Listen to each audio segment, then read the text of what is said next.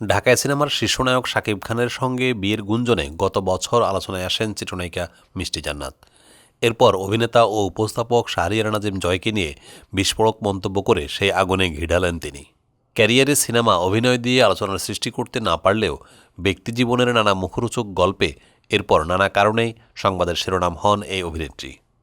সম্প্রতি এক সাক্ষাৎকারে এই অভিনেত্রী দাবি করেন, প্রযোজকরা বিভিন্ন সময় তাকে প্রেমের প্রস্তাব দিয়েছেন। সরাসরি বাজে কোনো প্রস্তাব না দিলেও বিভিন্ন লোভনীয় অফার দেখিয়েছেন।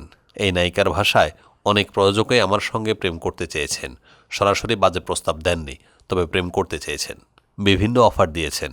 যেমন গাড়ি দিবেন, টাকা দেবেন, বাড়ি দেবেন, এইসব অফার দিয়েছেন।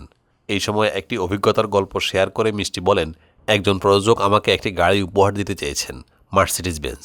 সেটার মূল্য আনুমানিক 1,25,00,000 থেকে 26 লাখ টাকা হবে। পূর্বে দেওয়া এক সাক্ষাৎকারে সিনেমা জগৎ নিয়ে খানিকটা তিক্ত অভিজ্ঞতাও শেয়ার করেন মিষ্টি জান্নাত।